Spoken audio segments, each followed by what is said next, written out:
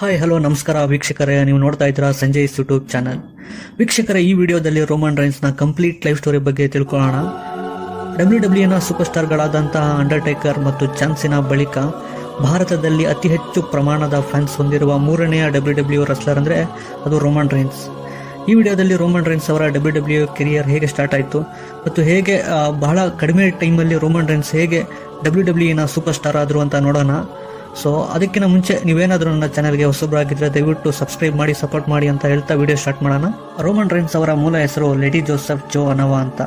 ಡಬ್ಲ್ಯೂಡಬ್ಲ್ಯೂನಲ್ಲಿ ಒಂದು ವಾಡಿಕೆ ಇದೆ, ಅದೇನಪ್ಪ ಅಂತಂದರೆ ಯಾರೇ ಆಗಲಿ ಹೊಸಬರು ಡಬ್ಲ್ಯೂಡಬ್ಲ್ಯೂಗೆ ಎಂಟರ್ ಆಗುವ ಮುಂಚೆ ಸೊ ಅವ್ರ ಹೆಸರು ಜನಕ್ಕೆ ಈಸಿಯಾಗಿ ಜ್ಞಾಪಕ ಇಟ್ಕೊಳ್ಳಿ ಅಂದ್ಬಿಟ್ಟು ಅವ್ರ ಹೆಸರನ್ನ ಚೇಂಜ್ ಮಾಡ್ತಾರೆ. ಕ್ಯಾಚಿ ನೇಮ್ಸ್ನ ಅವ್ರು ಕೊಡ್ತಾರೆ. ಉದಾಹರಣೆಗೆ ತ್ರಿಬಲ್ ಎಚ್ ಅವರ ಹೆಸರು ಪೌಲ್ ಮೈಕಲ್ ಅಂತ, ಆ್ಯಂಡ್ ಅಂಡರ್ಟೇಕರ್ ಅವರ ನಿಜವಾದ ಹೆಸರು ಮಾರ್ಕ್ ವಿಲಿಯಂ. ಸೊ ಇವರು ಹೆಸರು ಚೇಂಜ್ ಮಾಡೋದ್ರಿಂದ ನೇಮ್ಸ್ ಕೂಡ ಕ್ಯಾಚಿ ಆಗಿರುತ್ತೆ, ಜನ ಈಸಿಯಾಗಿ ಜ್ಞಾಪಕ ಇಟ್ಕೊತಾರೆ ಅಂದ್ಬಿಟ್ಟು ಇವರು ಚೇಂಜ್ ಮಾಡ್ತಾರೆ ಹೆಸರುಗಳನ್ನ. ರೋಮನ್ ರೈನ್ಸ್ ಅವರು ಒಂದು ದೊಡ್ಡ ರೆಸ್ಲಿಂಗ್ ಕುಟುಂಬಕ್ಕೆ ಸೇರಿದವರಾಗಿರುತ್ತಾರೆ, ಆ್ಯಂಡ್ ಇವರ ಫ್ಯಾಮಿಲಿಯ ಹೆಸರು ಅನೋವಾ ಅಂತ. ರೋಮನ್ ರೈನ್ಸ್ ಅವರ ತಂದೆಯ ಹೆಸರು ಸಿಕಾ. ಇವರು ಕೂಡ ಡಬ್ಲ್ಯೂಡಬ್ಲ್ಯೂನಲ್ಲಿ ದೊಡ್ಡ ಫೇಮಸ್ ರೆಸ್ಲರ್ ಆಗಿರ್ತಾರೆ. ಇವ್ರಿಗೆ ಡಬ್ಲ್ಯೂಡಬ್ಲ್ಯೂನ ಖ್ಯಾತ ಪ್ರಶಸ್ತಿಯಾದಂಥ ಹಾಲ್ ಆಫ್ ಫೇಮ್ ಕೂಡ 2007ರಲ್ಲಿ ಸಿಕ್ಕಿರುತ್ತೆ.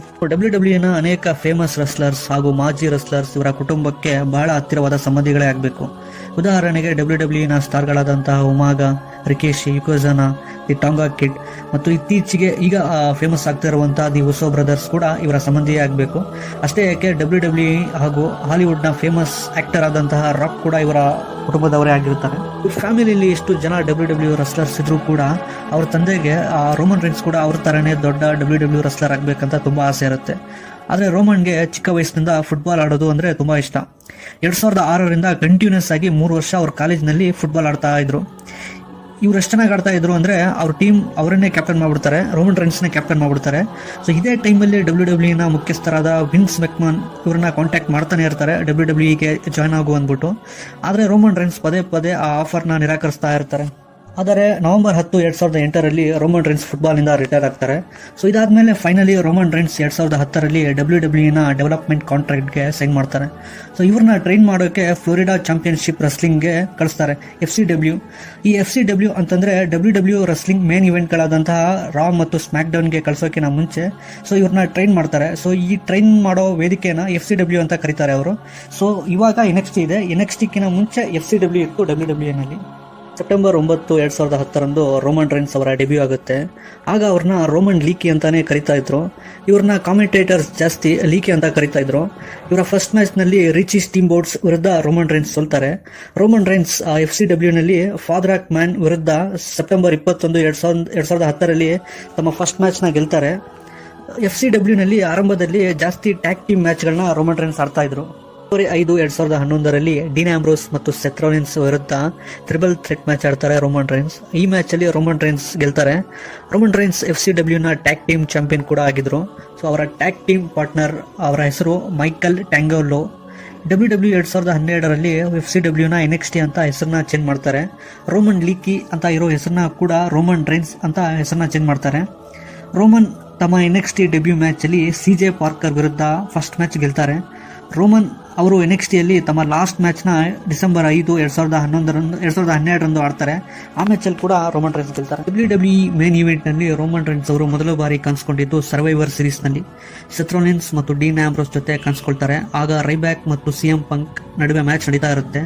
ಮ್ಯಾಚ್ ನಡೆಯೋ ಟೈಮಲ್ಲಿ ಸಡನ್ ಆಗಿ ಒಂದು ಮ್ಯೂಸಿಕ್ ಬರುತ್ತೆ. ಆದರೆ WWE ಎಂಟ್ರೆನ್ಸ್ ಮೂಲಕ ಯಾರು ಕೂಡ ಬರಲ್ಲ, ಯಾವುದೇ ರೆಸ್ಲರ್ ಕೂಡ ಬರಲ್ಲ. ನಾರ್ಮಲ್ ಆಗಿ ಯಾವುದೇ ಮ್ಯೂಸಿಕ್ ಬಂದರೂ WWE ಎಂಟ್ರೆನ್ಸ್ ಮೂಲಕ ರೆಸ್ಲರ್ಸ್ ಬರ್ತಾರೆ. ಆದರೆ ಸಡನ್ ಆಗಿ ಇವರು 3 ಜನ ಡೀನ್ ಆಂಬ್ರೋಸ್, ಸೆತ್ ರಾಲಿನ್ಸ್ ಹಾಗೂ ರೋಮನ್ ರೈನ್ಸ್ ಆಡಿಯನ್ಸ್ ಕೂತಿರುವಂತಹ ಜಾಗದಿಂದ WWEಗೆ ಎಂಟರ್ ಆಗ್ತಾರೆ. ಇದೊಂಥರ ಸೈಕ್ ಎಂಟ್ರೆನ್ಸ್ ಅಂತಾನೆ ಹೇಳಿದ್ರೆ ತಪ್ಪಾಗಲ್ಲ. ಡೀನ್ ಆಂಬ್ರೋಸ್, ಸೆತ್ ರಾಲಿನ್ಸ್ ಹಾಗೂ ರೋಮನ್ ರೈನ್ಸ್ ಈ 3 ಜನ WWE ರಿಂಗ್ಗೆ ಸಡನ್ ಆಗಿ ಎಂಟ್ರಿ ಕೊಡ್ತಾರೆ. ರೈಬ್ಯಾಕ್ಗೆ ಚೆನ್ನಾಗಿ ಹೊಡಿತಾರೆ. ಅದಾದ್ಮೇಲೆ ಅವನ್ನ ಟೇಬಲ್ ಮೇಲೆ ಎತ್ತಾಕ್ತಾರೆ. ಇದರಿಂದ CM ಪಂಕ್ ತನ್ನ WWE ಚಾಂಪಿಯನ್ಶಿಪ್ನ ರಿಟರ್ನ್ ಮಾಡ್ಕೊತಾನೆ. ಸೊ ಅಲ್ಲಿರುವಂಥ ಜನಕ್ಕೆಲ್ಲ ಶಾಕ್ ಆಗಿಬಿಡುತ್ತೆ, ಯಾರು ಈ 3 ಜನ ಅಂದ್ಬಿಟ್ಟು. ಸೊ ಅದಾದ ಸರ್ವೈವರ್ ಸೀರೀಸ್ ಆದ ನೆಕ್ಸ್ಟ್ ದಿನ ರಾದಲ್ಲಿ ಅವ್ರನ್ನ ಇಂಟ್ರೊಡ್ಯೂಸ್ ಮಾಡ್ತಾರೆ. ಅವರ ಗ್ರೂಪ್ ಹೆಸರು ಶೀಲ್ಡ್ ಅಂತ ಜನಕ್ಕೆ ಹೇಳ್ತಾರೆ. ಶೀಲ್ಡ್ನ ಹಾವಳಿ ಡಬ್ಲ್ಯೂಡಬ್ಲ್ಯೂನಲ್ಲಿ ಹೇಗಿತ್ತು ಅಂದರೆ WWE ರಿಂಗ್ನಲ್ಲಿ ಯಾವುದೇ ಮ್ಯಾಚ್ ನಡೀತಾ ಇದ್ರು ಕೂಡ ಆ ಮ್ಯಾಚ್ನ ಡಿಸ್ಟರ್ಬ್ ಮಾಡ್ತಾ ಇದ್ರು. ಸಡನ್ ಆಗಿ ಮ್ಯಾಚ್ ನಡೆಯೋ ಟೈಮಲ್ಲಿ ಸೆಂಟ್ರಲ್ ಹೋಗಿ ರೆಸ್ಲರ್ಸ್ಗೆ ಹೊಡಿತಾ ಇದ್ರು ಟೀಮ್ ಶೀಲ್ಡ್. ಡಿಸೆಂಬರ್ 16, 2012ರಲ್ಲಿ ಟೀಮ್ ಶೀಲ್ಡ್ ನ ಡೆಬ್ಯೂ ಮ್ಯಾಚ್ ನಡೆಯುತ್ತೆ. ಈ match 6 man tag team match ಆಗಿರುತ್ತೆ. ಇದರಲ್ಲಿ ಇವರ ಫಸ್ಟ್ ಮ್ಯಾಚ್ ಅಲ್ಲೇ ಡೇನಿಯಲ್ ಬ್ರೈನ್ ಹಾಗೂ ಕೇನ್ ಮತ್ತೆ ರೈಬ್ಯಾಕ್ ಮೇಲೆ ಇವರು ಗೆಲ್ತಾರೆ. ಮೇ 19, 2013ರಲ್ಲಿ ರೋಮನ್ ರೈನ್ಸ್ ತನ್ನ ಮೊದಲ ಚಾಂಪಿಯನ್ಶಿಪ್ ನ ಗೆಲ್ತಾರೆ. ಸೆತ್ ರಾಲಿನ್ಸ್ ಜೊತೆ ಸೇರಿ WWE ನ ಟ್ಯಾಗ್ ಟೀಮ್ ಚಾಂಪಿಯನ್ ಆಗ್ತಾರೆ. ಇದೇ ತರ WWE ನಲ್ಲಿ ಕಂಟಿನ್ಯೂಸ್ ಆಗಿ ಮ್ಯಾಚ್ ಗೆದ್ದು ಒಳ್ಳೆ ಪರ್ಫಾರ್ಮೆನ್ಸ್ ಕೊಟ್ಟು WWE ಫ್ಯಾನ್ಸ್ಗೆ ಹತ್ರ ಆಗ್ತಾರೆ ರೋಮನ್ ರೈನ್ಸ್. ಈ ಶೀಲ್ಡ್ ನ 3 ಜನ 2014ರ ರಾಯಲ್ ರಂಬಲ್ ಅಲ್ಲಿ ಫಸ್ಟ್ ಟೈಮ್ ಕಾಣಿಸ್ಕೊಳ್ತಾರೆ. ಈ ರಾಯಲ್ ರಂಬಲ್ ನಲ್ಲಿ ರೋಮನ್ ರೈನ್ಸ್ ಕೇನ್ ನ ರೆಕಾರ್ಡ್ ನ ಬೀಟ್ ಮಾಡ್ತಾರೆ. ಈ ರಾಯಲ್ ರಂಬಲ್ ಅಲ್ಲಿ 12 ಜನರನ್ನು ರೋಮನ್ ರೈನ್ಸ್ ಎಲಿಮಿನೇಟ್ ಮಾಡ್ತಾರೆ. ಇದು WWE ನಲ್ಲಿ ಒಂದು ರೆಕಾರ್ಡ್ ಆಗಿರುತ್ತೆ. ಆದ್ರೂ ಕೂಡ ರೋಮನ್ ರೈನ್ಸ್ ಈ WWE ರಾಯಲ್ ರಂಬಲ್ ನ ಗೆಲ್ಲಲ್ಲ. ಆದರೆ ಈ ರಾಯಲ್ ರಂಬಲ್ ನಲ್ಲಿ ರೋಮನ್ ರೈನ್ಸ್ ಅವರ ರೆಸ್ಲಿಂಗ್ ನ ನೋಡಿ ಜನ ತುಂಬಾ ಇಷ್ಟಪಟ್ರು. ರೋಮನ್ ರೈನ್ಸ್ WWE ನ ನೆಕ್ಸ್ಟ್ ಸೂಪರ್ ಸ್ಟಾರ್ ಆಗ್ತಾರೆ ಅಂತ ಜನ ಹೇಳ್ತಾ ಇದ್ರು. ನವೆಂಬರ್ 8, 2014ರಲ್ಲಿ ರೋಮನ್ ರೈನ್ಸ್ಗೆ ಸ್ಲಾಮಿ ಅವಾರ್ಡ್ ಸಿಗುತ್ತೆ. 2014ರ ವರ್ಷದ WWE ಸೂಪರ್ ಸ್ಟಾರ್ ಅಂತ ಇವರಿಗೆ ಅವಾರ್ಡ್ ಕೊಡ್ತಾರೆ. 2015ರ ರಾಯಲ್ ರಂಬಲ್ ನಲ್ಲಿ ರೋಮನ್ ರೈನ್ಸ್ ಗೆಲ್ತಾರೆ. ಆದ್ರೆ ರಸಲ್ ಮೇನಿಯಾದಲ್ಲಿ ಬ್ರಾಕ್ ಲೆಸ್ನರ್ ಮತ್ತೆ ಸೆತ್ ರಾಲಿನ್ಸ್ ವಿರುದ್ಧ ರೋಮನ್ ರೈನ್ಸ್ ಸೋಲ್ತಾರೆ. Roman Reigns first time WWE championship ಗೆದ್ದಿದ್ದು ಸರ್ವೈವರ್ ಸೀರೀಸ್ ನಲ್ಲಿ. ಈ ಮ್ಯಾಚ್ 2015ರಲ್ಲಿ ನಡೆಯುತ್ತೆ. ರೋಮನ್ ರೈನ್ಸ್ ಅವರ ಕೆರಿಯರ್ ನಲ್ಲಿ ಅತಿ ದೊಡ್ಡ ಮ್ಯಾಚ್ ಅಂದ್ರೆ ಅದು ಅಂಡರ್ಟೇಕರ್ ಮೇಲೆ ಆಡಿದಂತಹ ಮ್ಯಾಚ್. ಇದರಲ್ಲಿ ರೋಮನ್ ರೈನ್ಸ್ ಅವ್ರು ಗೆಲ್ತಾರೆ. ಇದಾದ ಮೇಲೆ ರೋಮನ್ ರೈನ್ಸ್ ಸಮರ್ ಸ್ಲಾಮ್ ಅಲ್ಲಿ ಬ್ರಾಕ್ ಲೆಸ್ನರ್ನ ಸೋಲಿಸಿ for the first time universal champion ಆಗ್ತಾರೆ.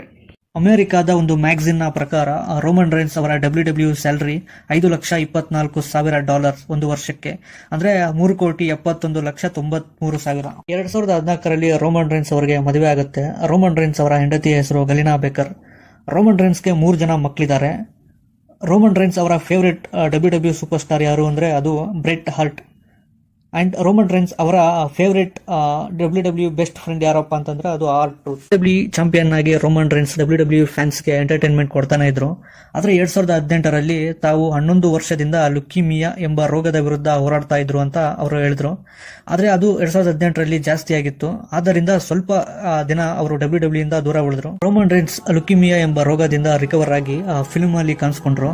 ತಮ್ಮ ಕಸಿನ್ ಆದ ರಾಕ್ ಜೊತೆ ಒಂದು ಫಿಲ್ಮ್ ನಲ್ಲಿ ಆಕ್ಟ್ ಮಾಡಿದ್ರು ರೋಮನ್ ರೈನ್ಸ್. ರೋಮನ್ ರೈನ್ಸ್ ಮತ್ತೆ WWEಗೆ ರಿಟರ್ನ್ ಆಗಿ ಮತ್ತೆ ಚಾಂಪಿಯನ್ ಆದ್ರು. ಸತತ 1316 ದಿನ ರೋಮನ್ ರೈನ್ಸ್ WWE ಚಾಂಪಿಯನ್ ಆಗಿ ಒಂದು ಹಿಸ್ಟ್ರಿ ಕ್ರಿಯೇಟ್ ಮಾಡಿದ್ರು. ವೀಕ್ಷಕರೇ, ಇದಾಗಿತ್ತು WWE super star Roman Reigns ಅವರ ಲೈಫ್ ಸ್ಟೋರಿ. ಈ ವಿಡಿಯೋ ಇಷ್ಟ ಆಗಿದ್ರೆ ದಯವಿಟ್ಟು ಲೈಕ್ ಮಾಡಿ. ಅಂಡ್ ಇದೇ ರೀತಿಯಾದ ಇನ್ಫಾರ್ಮೇಟಿವ್ ಅಂಡ್ ಇಂಟ್ರೆಸ್ಟಿಂಗ್ ವಿಡಿಯೋಸ್ಗಾಗಿ ನನ್ನ ಚಾನಲ್ನ ಮರಿದಿರ ಸಬ್ಸ್ಕ್ರೈಬ್ ಮಾಡಿ. Thank you.